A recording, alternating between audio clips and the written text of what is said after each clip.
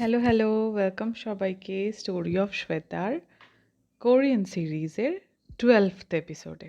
শেষ পর্বে আমরা দেখেছিলাম হেন এবং ইয়োনো একটা গাড়িতে রয়েছে, আবার হেন বাইরে দেখছে গাড়ির বাইরে ইয়োনো অন্য একটা গাড়ি থেকে বেরিয়ে এসে দাঁড়িয়ে আছে। এই মুহূর্তটায় হেন যখন আবার তার পাশের দিকে তাকিয়ে দেখে তখন দেখতে পারে ওটা ইয়োনো নয়, ও সাথে রয়েছে মিস্টার ইউনের। সেটা দেখেও প্রচণ্ড চমকে যায়, আঁতকে ওঠে এবং রিয়েলাইজ করতে পারে যে ও মিস্টার ইউনকে ইয়োনো ভেবে ভুল করেছে। এবং ওটা ভেবে এবং ইয়োনো যখন ওর গাড়িটা রেখে হেঁটে এসে গাড়ির বাইরে দাঁড়ায় এবং নক করে হেন হেন বলে ডাকতে থাকে, তখন চট করে হেন নিজের সম্বিতটা যখন ফিরে পায় তখন গাড়ির লকটা খুলতে যায়। লকটায় যেই হাত দেয় তখনই দেখে যে ইউন সাথে সাথে মানে ওই সেকেন্ডের মধ্যে আর কি সমস্ত ইয়েগুলো লক করে দিয়েছে, মানে ডোরস আর লকড, ও বেরোতে পারবে না। এবং ওকে বলে একটা মুহূর্ত পরে ওকে বলে, তুমি বেরিয়ে এখন বলবে ওকে যে মানে তোমার বরকে বলবে তুমি বরকে চিনতে না পেরে আমার সাথে সময় কাটাচ্ছিলে, তাহলে ভাবো ও কী ভাববে, ওর ওপর কী মানসিক চাপ পড়বে, ফলে তুমি বুঝে নিও তুমি ওকে কী বলবে। মানে এদিকে অদ্ভুত, মানে একটা অসম্ভব মানসিক চাপানুতোর আর কি উত্তেজনার মধ্যে দিয়ে সময়টা যাচ্ছে, কারণ ইয়োনো বাইরে দাঁড়িয়ে রয়েছে অদ্ভুত চোখ মুখে হেন হেন বলে বলছে, আবার না হলে চুপ করে আছে, কারণ ও তো ভীষণ শুধু ও নয়, মিস্টার ইউন ছাড়া বেকিওনো এবং তার বউ মানে হেন, এরা তো প্রচণ্ড পরিশীলিত ঠান্ডা টাইপের মানুষ। ফলে ওরা কখনোই খুব উত্তেজিত হয়ে প্রচণ্ড চিৎকার করে কোনো রিয়াক্ট করলে এদের দুজনের কেউই কখনো সেটা করে না, মানে আমরা দেখিনি এত দূর পর্যন্ত। তো সে কারণে ও পুরো দৃষ্টিটা দিয়ে এরম দাঁড়িয়ে রয়েছে বাইরে, ইউনো যে কি হলো, যে আমার সাথে এখুনি এখুনি থাকলো, মানে কোনো কথা নেই, জাস্ট দৃষ্টিটা আছে। তো হেন দরজাটা খোলে, দরজাটা খুলে ওকে বলে, হ্যাঁ আমি মিস্টার ইউনের সাথে আছি, কারণ আমি আমার দাদুকে দেখতে যেতে চাই, উনি কেমন আছেন সেটা দেখে আমি ফিরে আসব, এই কথাটা বলে। তখন ইয়োনো অবাক, মানে ইয়োনোর দৃষ্টিটা ব্ল্যাঙ্ক, কোনো বক্তব্য নেই, he was silent and like it was weird for you know, যে এই মুহূর্তে যে মেয়েটা আমার সাথে ছিল সে কি করে এমন করতে পারলো। এদিকে যেহেতু ইয়োনো প্রচণ্ডভাবে হেনকে বিশ্বাসও করে এবং কিছুদিন আগেই ইয়োনোর সম্পর্কে হেন নানান কথা বলেছে সমস্ত মানুষের সামনে, সো ওকে যে পুরো অবিশ্বাস করে যে ওর সাথে চলে গেল এই জায়গাটা ওদের সম্পর্কের মধ্যে নেই, যেহেতু they share a very strong bond with each other. তো ও বলল যে আমি আমার দাদুকে দেখতে যেতে চাই, সেই জন্য আমি ইউনকে আসতে বলেছিলাম, এখন আমি ইউনের সাথে দেখতে যাব আমার দাদুকে, তারপরে আমি ফিরে যাব। তখন ওকে ইয়োনো বলল, ওকে তুমি শিওর তুমি একলা যেতে চাও? তখন ও বলছে হ্যাঁ আই এম ফাইন, আমি যেতে চাই। ও তখন বলল যে ঠিক আছে, তুমি তোমার শরীরের খেয়াল রেখো এবং বি সেফ, দ্যাটস ইট বলে খুব কনফিডেন্টলি হেন আবার গাড়িতে উঠে এলো। উঠে এসে মিস্টার ইউন ওকে নিয়ে কুইন্সদের যে বাড়ি আর কি, যে বিরাট বাড়ি, সেই জায়গায় নিয়ে গেছে। সেই জায়গায় নিয়ে গেছে, নিয়ে গিয়ে ওকে প্রচণ্ড বলছে যে চলো আমরা ডিনার করি। তখন ও বলছে যে কেন, আমি তো আমার দাদুকে দেখতে এসেছি, চেয়ারম্যানকে আমি দেখবো, উনি কেমন আছেন আমি জানবো এবং আমি চলে যাব।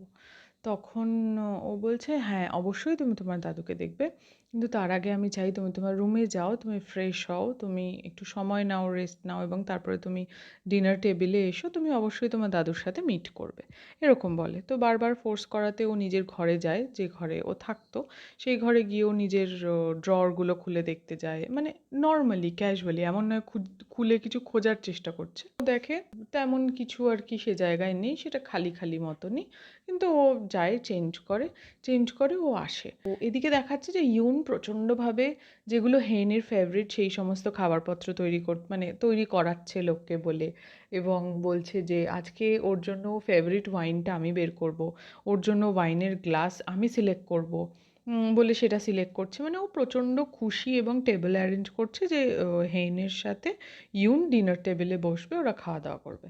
এবার বেরিয়ে এসেছে যখন হেন ড্রেস মানে ফ্রেশ হয়ে, তখন ও বলছে যে আমি দাদুর সাথে দেখা করতে চাই। তখন হেন ওকে ইয়োনো ফোর্স করে যে আমরা খাবার খেয়ে নিই তারপরে দেখা করো, তো হেন সেটা মানেনি। হেন বলেছে যে না, আমি দাদুর সাথে আগে দেখা করতে চাই, তারপরে আমি খাবার খাবো। তো ও এদিকে তো খুবই খুশি, টেবিল ফেবিল অ্যারেঞ্জ করে বলেছে ঠিক আছে বলে দেখা করতে নিয়ে গেছে। তখন হেন বলেছে যে আমি একা দেখা করতে চাই, প্লিজ একটুখানি সময় আমার দাদুর সাথে।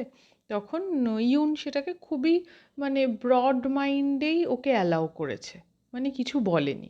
এবার ও ভিতরে গেছে, ও ভিতরে গিয়ে দাদুকে বলছে যে তুমি কেমন আছো, তুমি কি ভালো আছো বলে ওর সামনে বসেছে। বসে মানে কথা বলার চেষ্টা করছে, কিন্তু উনি তো চিনতে পারছেন না, উনি ব্ল্যাঙ্ক দৃষ্টি দিয়ে আছেন। তখন হেন ওখানে ওর একটা পেন রেখে আসে, একটা পেন দেখা যায় হেন টেবিলের উপর রেখে আসে। ব্যাস এইটুকুই দেখা যায়, আর কিছু আমরা দেখতে পাই না।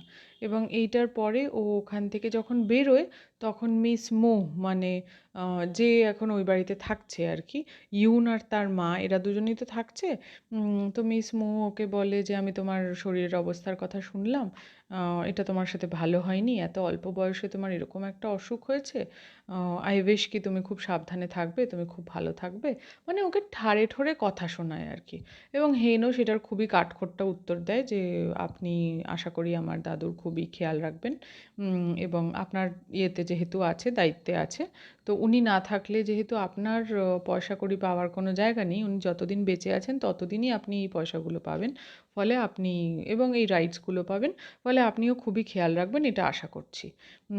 বলে ও ওখান দিয়ে ঘটমট করে বেরিয়ে যায়, এবং তাতে ইউন খুব রেগে যায় যে ওর মা ওর সাথে মানে এরকম ব্যবহার করেছে হেনের সাথে বলে। ইউনের মায়ের সাথে কথা কাটাকাটি হচ্ছে, ইতিমধ্যে হেন কুইন্সের কোনো একটা দিক দিয়ে আর কি জাস্ট বাইরে চলে যায়। মানে খালি বাড়ি তো নয়, এই বিশাল বিশাল বাড়ির যেমন হয়, বাড়ির সাথে বিশাল একটা জমি আছে আশপাশে ঘেরা, যেখানে গাড়ি ফাড়ি থাকা ছাড়াও মানে বাগান জঙ্গল এরকম টাইপের।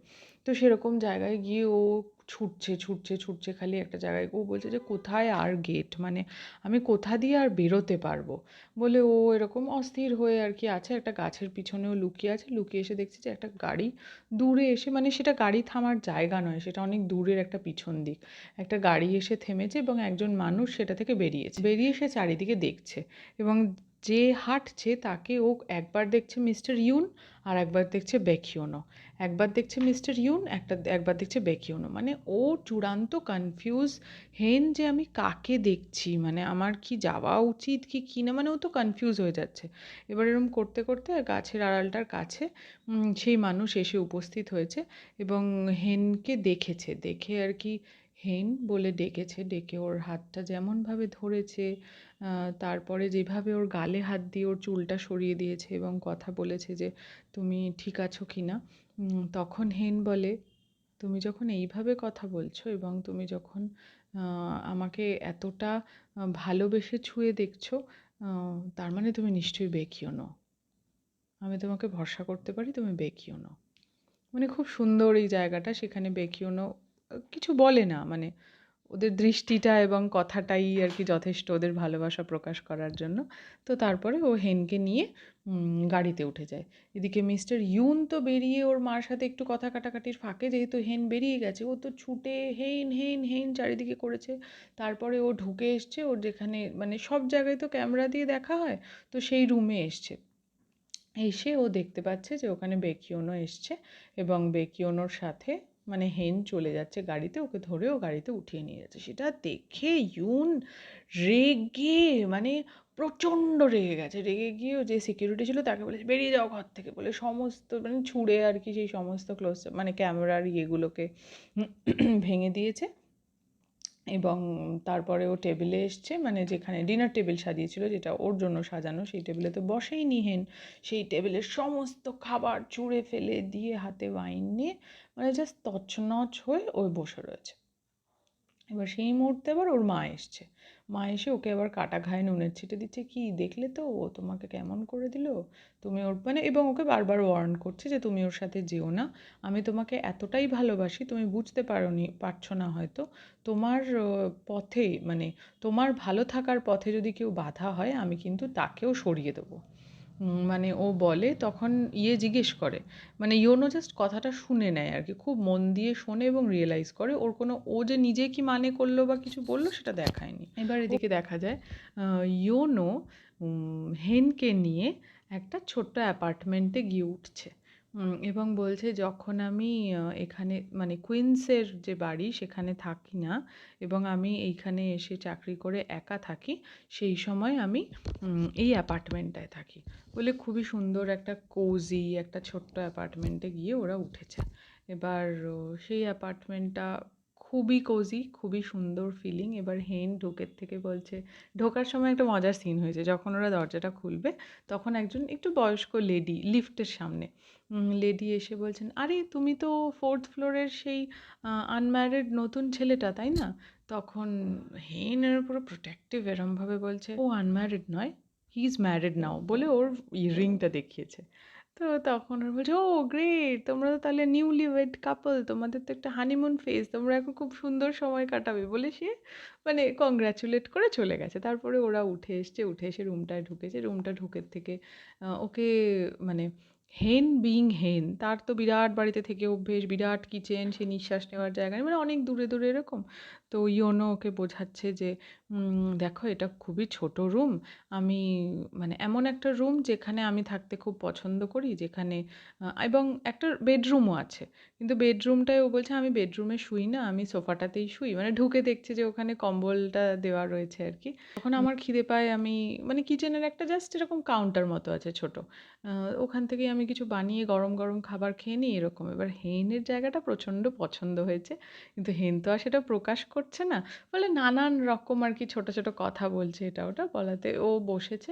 তখন ও বলছে আমার খুবই খিদে পেয়েছে, কারণ হেন তো সত্যিই খায়নি এবং কখন বলেছিল খিদে পেয়েছে, তখনই ইয়োনো ওর জাস্ট জ্যাকেট মানে কোটটা খুলে রেখে হাত ধুয়ে ওর জন্য গরম গরম খাবার তৈরি করছে।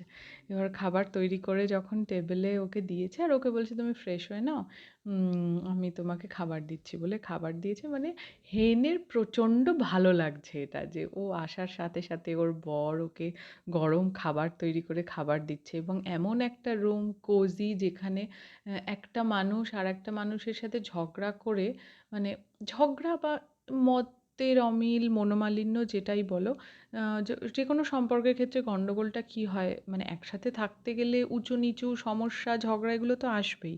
এবার তাতে কি সেই বিষয়টাকে নিয়ে আর আলোচনা না করে আমরা যদি তার থেকে দূরে সরে যাই, মানে আমি খুবই রেগে গেছি তোমার ওপরে, এবার কেন রেগে গেছি আমি সেটা নিয়ে তোমার সাথে আর তখনও না, কখনোই না, মানে পরেও না, আমি তোমার সাথে কথাই বললাম না, তুমি তোমার মতো চলে গেলে, আমি আমার মতো চলে গেলাম, ফলে সেটা একটা গ্যাপ তৈরি করে সম্পর্কের মাঝখানে, ফলে সম্পর্কটা ক্ষতি হয়, এরকম নানান কিছু, যদি প্রোভাইডেড তোমাদের ইন্টেনশন অন্যরকম কিছু না থেকে থাকে, এটা যদি খালি হাজব্যান্ড ওয়াইফের মধ্যে সম্পর্ক হয়। তো ইয়োনো বলছে তুমি তো আসলে এরকম জায়গায় থেকে অভ্যস্ত যেখানে কারোর মাথা গরম হলে একে অপরের মুখ দেখতে না হয়, কিন্তু আমার এই অ্যাপার্টমেন্ট তো খুবই ছোট, এটা পুরোটাই ব্যাচেলার অ্যাপার্টমেন্ট, এটা খুবই কোজি, যেখানে একজন আরেকজনের সাথে মনের অমিল হলে তাদের দূরে থাকার কোনো জায়গা নেই, তাদের একে অপরের মুখ দেখতেই হবে।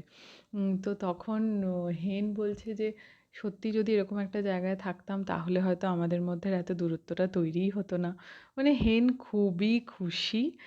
তারপরে গরম গরম খাবার খাচ্ছে টেবিলে বসে এবং বলছে যে আমি কোনোভাবেই এই সময়টা হারাতে চাই না, আমি তোমার সাথে আরও থাকতে চাই, ব্লা ব্লা ব্লা এইগুলো বলছে।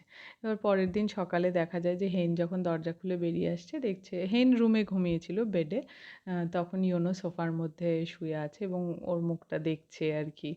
তখন ইয়োনো ওকে টেনে নিয়ে কম্বলের মধ্যে নিয়ে বলে যে আরেকটুখানি শুয়ে যাও 5 মিনিট, দে জাস্ট আর কি, it's a good moment, nothing that kind of scene you will see, but it's a lovely feeling আর কি, যেটা খুব সুন্দর একটা হাজব্যান্ড ওয়াইফের মধ্যে একটা সুন্দর সময়, মানে ভালোবাসা আছে, সম্মান আছে একে অপরের প্রতি, সব থেকে বড় কথা বন্ধুত্ব আছে, একে অপরের জন্য পাশে দাঁড়ানো আছে, এটা মিলে একটা ওদের সকালটা আর কি খুব সুন্দর কেটেছে। এইদিকে একটা ছোট্ট অংশে আমরা দেখতে পাই রেনের যে দাদা মানে সুচলের যে বউ, সে তো ওই এদের সাথে যুক্ত হয়ে রয়েছে, ছেলেটাও তো সুচলের নয়, অন্য একজনের সাথে ছেলেটা হওয়া। এইসব নানান কিছু, একটা বাজে ছেলে আছে যে এর মধ্যে ঢুকে সে আবার এর থেকে টাকা নেয়, এরকম নানান কিছু। সেই ছেলেটা আবার ঘরে এসছে, মানে ওদের ঘরে, ওরা যে আমেরিকার জায়গায় গিয়ে, মানে আমেরিকা না অন্য কোথাও একটা গিয়ে ওদেরকে ইউন পাঠিয়ে দিয়েছে, সেইখানে ওই ছেলেটা আবার এসছে। এসে ওকে বলছে যে, মানে খারাপ আচরণ করছে, ওকে মারছে, চুলের মধ্যে। সুচলের বউ মানে দাহি ওর নাম, দাহি এইদিকে যতই খারাপ হয়ে থাক, দাহি কিন্তু বাচ্চার প্রতি কখনো কোনো খারাপ আচরণ করেনি, এবং সবসময় যখনই এরকম কোনো সিন বা পরিস্থিতি হচ্ছে, ও সবসময় বাচ্চাটাকে, যে ঘনুর জন্য এটা ইম্পর্ট্যান্ট, ওকে এটা করতে হবে বলে ওকে রক্ষা করতে যায়। এবার ছেলেটা এসে সেই মানে বাচ্চাটার প্রতিও খুবই অসম্মান এবং অপমান করছে আর কি। তখন ও ছুটে, মানে ও কী করেছে, ওর কাছে একটা ওষুধ ছিল, বলছে আমার জন্য মদ নিয়ে আয়, আমি এখানে মদ খাবো। তো তখন গিয়ে সেই যে ড্রিঙ্কস ওর জন্য এনেছে তার মধ্যে একটা ওষুধ মিশিয়ে দিয়েছে। এবার ওষুধ মিশিয়ে ওকে খাওয়ানোর পরেই ও খানিকক্ষণ থেকে ও নেতিয়ে পড়েছে আর কি, ঘুমিয়ে গেছে। ও কি মরেছে কি কী হয়েছে আই ডোন্ট নো, মানে ঘুমিয়ে গেছে। তখন দাহি বাচ্চাটাকে নিয়ে, ব্যাগ নিয়ে, এবং ও কুইন্সের বাড়ি থেকে একটা সোনার মানে বুদ্ধ মূর্তি চুরি করে এনেছিল, অনেকটা বড়। সেই মূর্তিটাকে হাতে নিয়ে ও বেরিয়ে পড়ে। এবং পরের সিনে, অনেকটা পরের সিনে আমরা দেখতে পাই যে অন্ধকারে রাত্রিবেলায় ও সুচলের মানে খোঁজে ইয়ুংতুরির যে বাড়িতে, ইয়োনোর বাড়িতে বাকি সকলে আছে, ঘনুকে এবং সেই মূর্তিটা হাতে নিয়ে, পিঠে ব্যাগ নিয়ে ও সেইখানে চলে আসে ফ্লাইটে করে। এটা আমরা দেখি, এবং সুচল তখন প্রচণ্ডভাবে, মানে ওর যে টাকা পয়সা নিয়ে গেছিলো সেই টাকা যতটা ওর কাছে আছে ও সেটাও নিয়ে আসে, এবং সব কিছু ও বলে যে আমি তোমার কাছে থাকতে আসিনি, তবে মানে ও এগ্রি করে আর কি। ওর যখন পরিবারের সামনে বসা হয়, ওদের বাবা মার সামনে বসা হয়, তখন ও এগ্রি করে যে আমি তোমাদের সাথে থাকতে চাই না, আমি কোনো রকম দায় চাপাতে চাই না, তবে আমাকে প্রচণ্ড গিল্ট আর কি ভর করছিল, আমি অন্যায় কাজ করেছি, ভুল কাজ করেছি বলে আমি সেটা স্বীকার করতে এসেছি, এবং আমি এই গয়না, মানে গয়না নয়, পয়সা আর এই মূর্তি আমি চুরি করেছিলাম সেগুলো আমি ফেরত দিতে এসেছি, আমি চলে যাব।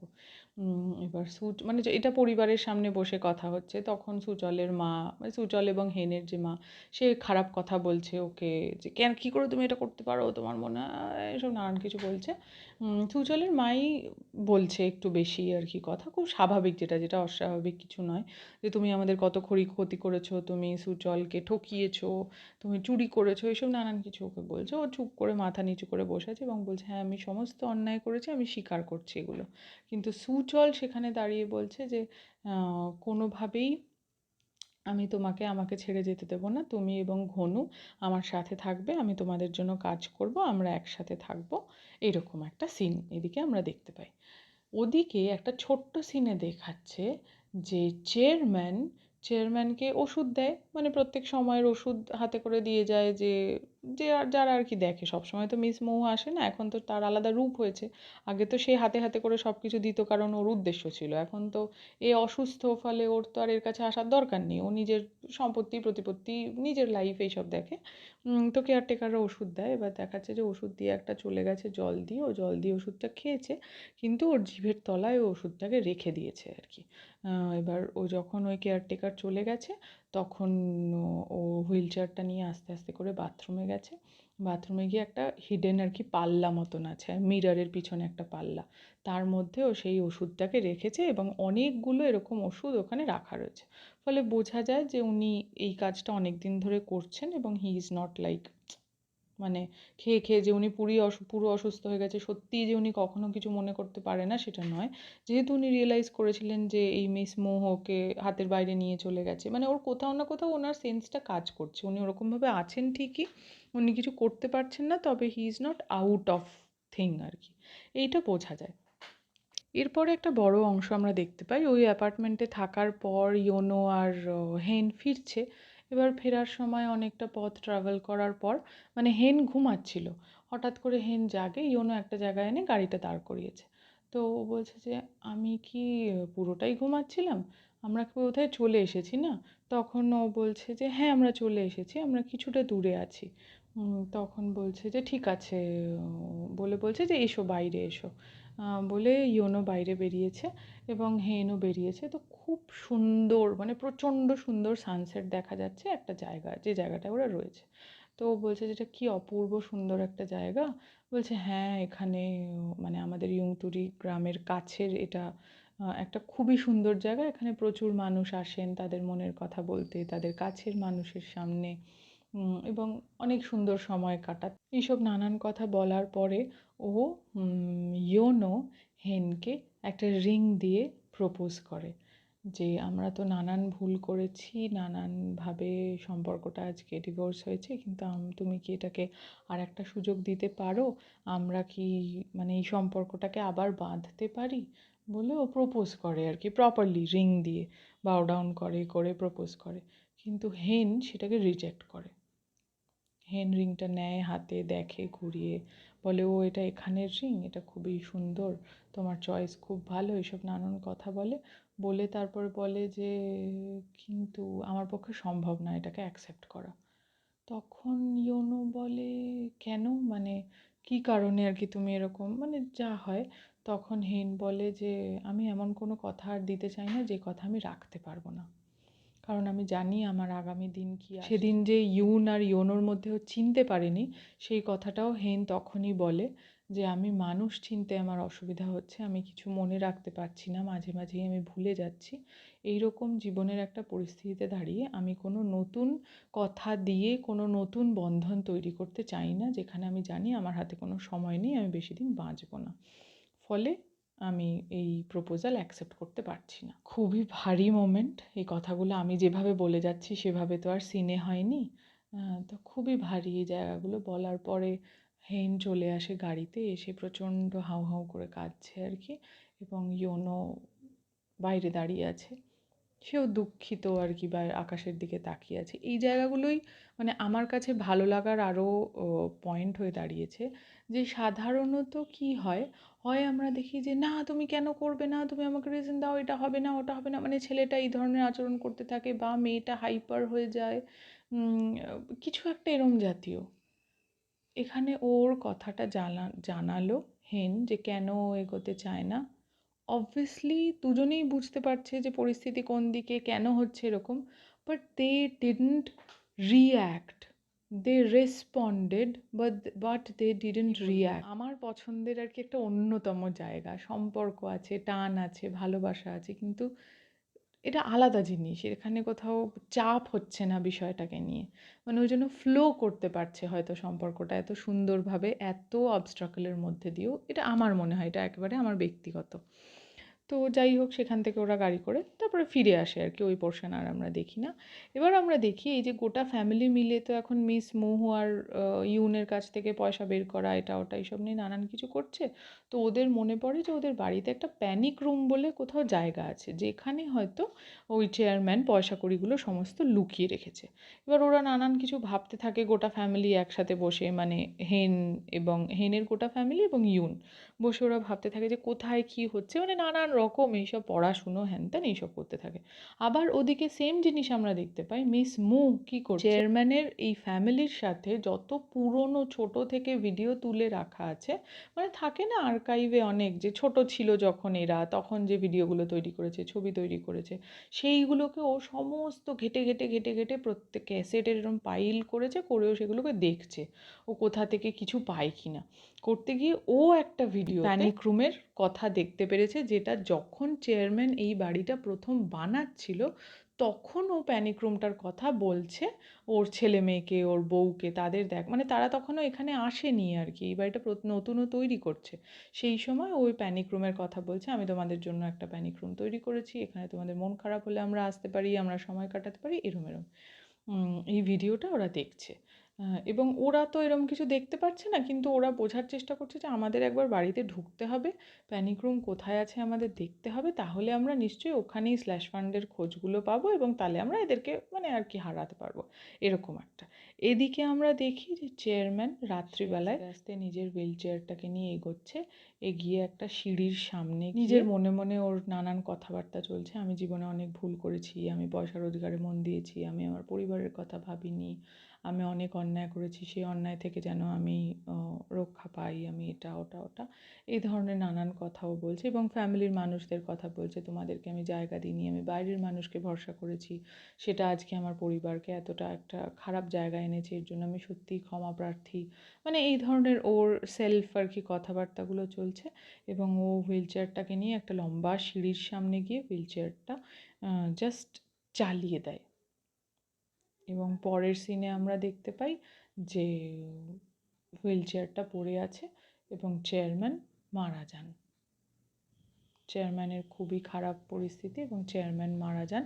ওদিকে সেই দিনই গ্রাম থেকে অনেক মানে সকালে বেরিয়ে হেইনের গোটা ফ্যামিলি আর কি এই বাড়িতে আসছিল যে ওরা চেয়ারম্যানের সাথে দেখা করবে এবং ওরা যাতে একটা চান্স পায় ঘরের ভেতরে ঢোকার, to find the panic room, মানে লিগাল লোকজন এইসব নিয়ে টিয়ে যখন ওরা এসেছে তখন দেখছে যে কুইন্সের সামনে অ্যাম্বুলেন্স এবং প্রচুর লোকজন, পুলিশ এইসব করছে এবং মানে সেই সময়টা হচ্ছে তখন যখন চেয়ারম্যান আর কি মারা গেছেন দেখতে পেরে তার বডিটা নিয়ে অ্যাম্বুলেন্সে ওঠা হচ্ছে। পুমজা প্রচণ্ড কান্নাকাটি করছে। যেহেতু ফ্যামিলি হিসেবে বাবার ছবি নিয়ে হেইনের বাবা ওই ছবিটাকে ক্যারি করছেন এবং গোটা ফ্যামিলি তার পাশে রয়েছে। চেয়ারম্যানের যে ঘর সেই জায়গায় ছবিটাকে নিয়ে যাওয়া মানে শেষের যে কাজকর্মগুলো থাকে সেইগুলো করার জন্য নিয়ে যাচ্ছে। এবার এই যে জায়গাটুকুতে ওরা যেতে পেরেছে এবং যে লিফটে করে ওরা চেয়ারম্যানের ঘরে যাওয়ার জন্য উঠছে, সেই লিফটের পাশে এরম হ্যান্ডেল মতন দেওয়া থাকে না, সেইখানে একটা শেষের অংশ